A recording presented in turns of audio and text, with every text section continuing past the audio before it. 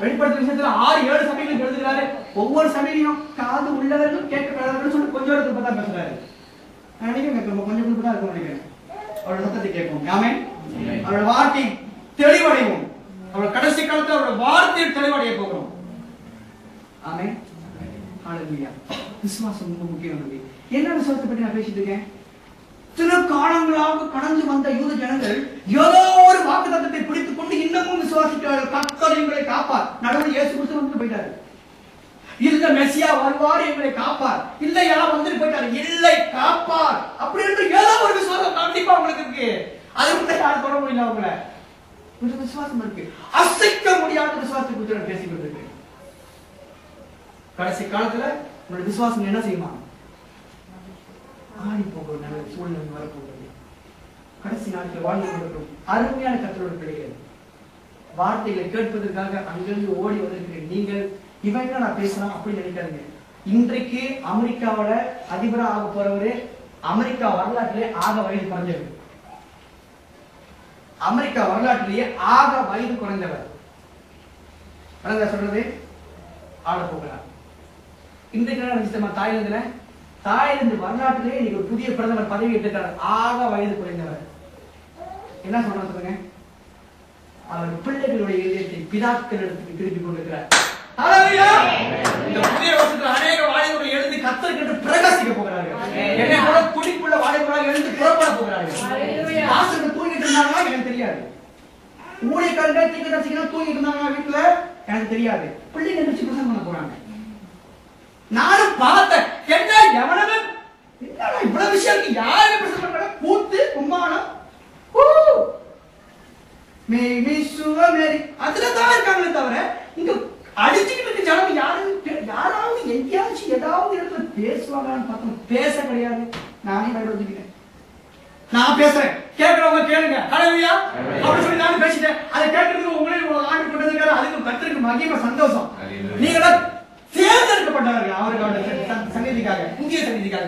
இந்த 2009ஆம் ஆண்டு புதிய சந்நிதியா மாறும். உங்களுக்கு தீர்க்கதரிசனம் சொல்லுங்க கேளுங்க.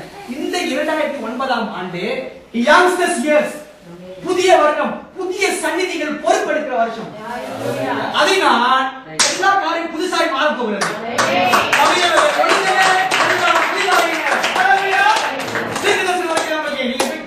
இந்த வருஷத்துல 2009 நம்ம தொடர்ந்து போக போகிறோம். நல்ல கவனமா கேளுங்க. 2009 போகிறோம். 2009 ஆட்சி ஆளுவதற்கு உலக தலைவர்கள் ரெடி ஆயிட்டாங்க. தேவையில்லாத தலைவர்கள் என்ன செய்யறாங்க? வெளியாகிறாங்க. சிலர் மறைத்து போயிட்டாங்க. தென்னாகரங்க மறைத்து போயிட்டாரு. பயங்கரமான ஊழியம் செய்தவர் மறைத்து போயிட்டார். ஆண்டவர் என்ன சொல்றாரு? போதும்,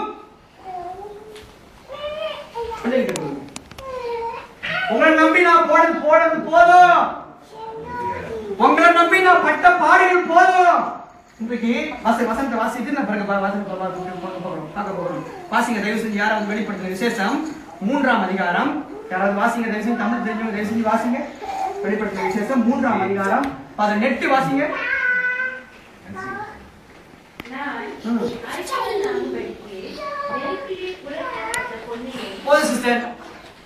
நீ ஐஸ்வர்யன் ஆகும்படிக்கு நெருப்பிலே போடப்பட்ட பொன் அப்படின்னு நம்மள சொல்றாரு. இதை நான் கண்டினியூஸ்லியா வந்துட்டு இருக்கேன். அதனால நான் இன்னைக்கு வந்து இங்க வந்து நிக்கிறேன். உங்களுக்கு விளங்க நினைக்க மத்தவங்க நான் கண்டினியூஸ்லி வந்துட்டு இருக்கேன். இன்னைக்கு இது என்ன என்று பார்க்க போகிறோம். நான் நீ அப்படின்னு பேசுறாரு ஆண்டவர். நான் காட், நீ நெருப்பிலே புடமிடப்பட்ட பொன்னை போல இருக்க வேண்டும் அப்படின்னு சொல்றாரு. அது என்ன? நான் அப்புறம் டாட் நீ. சிஸ்டர் அப்ப கீழே கொஞ்சம் வாசிங்க. உன் நிறுவனமாகிய அவலட்சணம் தோன்றாதபடிக்கு நீ உடுத்திக் கொள்வதற்கு வேறு வஸ்திரங்களையும் என்னிடத்தில் வாங்கிக் கொள்ளவும், நீ பார்வை அறியும்படிக்கு உன் கண்களுக்கு கலிக்கம் போடவும் உனக்கு ஆலோசனை சொல்லுவேன். இந்த வசனத்தை நான் ஒரு காரியத்தை நல்லா ஆராய்ச்சி பார்த்தேன். இந்த ஒரே ஒரு வசனத்துல நான் ஒன்னே ஒரு விஷயத்தை ஆராய்ச்சி பார்த்தேன். என்னன்னா, நான் அப்படின்னு சொல்றாரு, என்னிடத்தில் அப்படின்னு சொல்றாரு. பாத்தீங்களா? நான் அப்புறம் சொல்றாரு என்னிடத்தில், அப்புறம் சொல்றாரு வந்து வாங்கிக்கோ அப்படின்னு சொல்றாரு. ஆண்டவர் கடைசி கால சபையில் என்ன சொல்ல விடுறாரு? ஒரே விஷயம், ஒரே முக்கியமான விஷயம். கடைசி கால ஜனங்களை அவர் தன்னுடைய பக்கமா திரும்ப விருப்பப்பட்டார். அவ்வளவுதான். எந்த மனிதன் நம்பி யாரும் போக வேண்டாம். எந்த ஸ்தாபனமும் உங்களை பரலோகம் கொண்டு போக போவது கிடையாது. இந்த வசனத்தை நான் வாசிக்கும் போது ஆண்டவர் தெளிவா எனக்கு காண்பிக்கிறதுன்னா, நான் அப்படின்னா என்ன பார் அப்படின்றார். முதல்ல நான் நீ புலம்பிடப்படுகிற பொண்ணை போலவும் உன் அவலட்சணம் தெரியாத படிக்க கீழே வந்து அதை முடித்துக் கொள்வதற்கு வஸ்திரத்தையும் என்னிடத்தில் வந்து வாங்கிக்கொள் அப்படின்னு சொல்றாரு.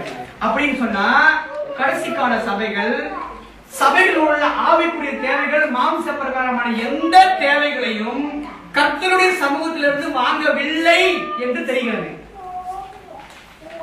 அதனால்தான் ஆண்டவர் ஆலோசனை சொல்கிறார், நான் இருக்கேன், என்னிடத்தில் வந்து வாங்கிக்கொள் அப்படி சொல்றாரு. அப்ப இன்னைக்குள்ள சபைகள் யார்கிட்ட வாங்கிருக்காங்க தெரியல. ஆண்டவர் சொல்றாரு, என்கிட்ட இது வரைக்கும் யாரும் வாங்கல, எதையுமே வாங்கல, நாற்காலிக்குடி வாங்கல, ஆவிக்குடி வரத்தையும் வாங்கல, யாருமே எங்கேயுமே வாங்கல, சொந்தமாய் செய்தார்கள் எல்லாரும். அதான் ஆண்டவர் சொல்றாரு கடைசி கால சபைகள் என்ன சொல்றாரு சொல்லுங்க, நான் இருக்கிறேன், என்னிடத்தில் வந்து வாங்கிக்கொள். அப்படின்னா பல காரணங்களாக நம்முடைய சபைகள் ஆண்டவருடைய சமூகத்தில் போய் எதுவுமே வாங்கல. அதுக்கு நிறுவனமாக அதனால ஆண்டவர் ஆலோசனை கொடுக்கிறார், என்கிட்ட வந்து வாங்கிக்கோ. அப்படின்னு நம்ம வேற எங்கேயோ வாங்கிட்டு போன அர்த்தம். ஆண்டவர்கிட்ட வாங்காதனால தான் நம்மகிட்ட ஆவி வரலாம் கிரி செய்யல.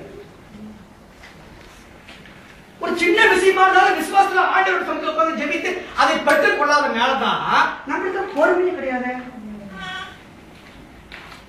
பொறுமையே கிடையாது.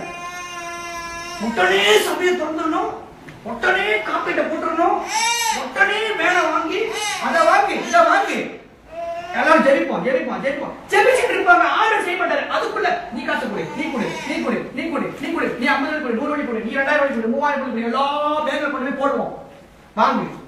அது பார்த்துட்டு போய் வைங்க.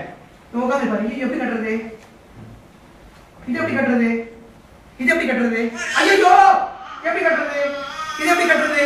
அதான் ஆண்டவர் ஆலோசனை என்ன சொல்றாரு, நீ நான் என்னிடத்தில் வந்து வாங்கிக்கொள்,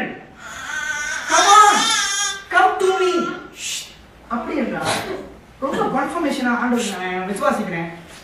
ஒரு ஜனங்களும் ஒரு சபையும் கர்த்தருடைய இந்த கடைசி கால சபைகள் கர்த்தருடைய சமூகத்திலிருந்து எதையுமே பெற்றுக் கொள்வது கிடையாது.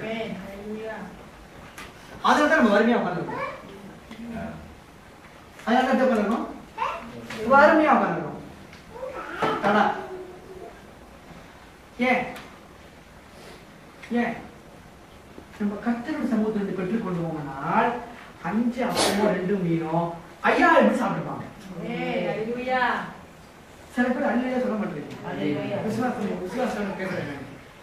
அவருதான் அந்திரையா என்ன செஞ்சாரு, ஆண்டவரே எங்களிடத்தில் இருப்பதோ எவ்வளவு தான், எங்களிடத்துல நீர் எப்படி எதிர்பார்க்க முடியும், நாங்கள் என்னவா உங்களிடத்துல எதிர்பார்க்க முடியும், வாழ்வு தர வசனம் எல்லாம் உம்மிடம் அல்லவோ உண்டு அப்படின்னு சொல்லி அந்திரையா மட்டும். அப்புறம் பேதுரு அப்புறம் மத்த யோகன் எல்லாம் பேசிக்கிறாங்க.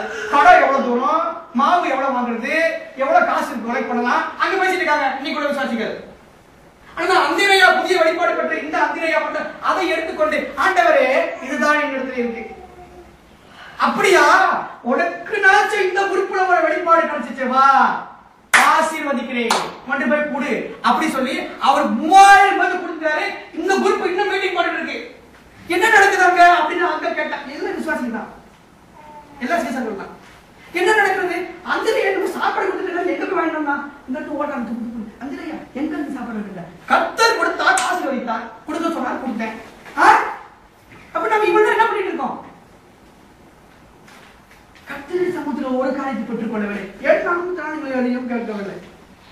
கேளுங்கள் கொடுக்கவில்லை. ஏன் நம்ம கர்த்தருடைய சமூகத்தை கேட்க மாட்டாங்க, நமக்கு இருக்கிற ஒரே விஷயம் விசுவாசம் கிடையாது. நம்ம என்ன கிடையாது, விசுவாசம் உங்களுக்கு வேணும்னா உங்களுக்கு பொறுமை இருக்கும், பொறுமை இருக்கும். அவர் சுத்தம் போட செய்வார், ஏற்ற நேரத்தில் அதுல காரியத்தை அவ்வளவு அழகா செய்வார். நம்மளுக்கு கேட்டு நல்லா சொல்றேன் கேளுங்க.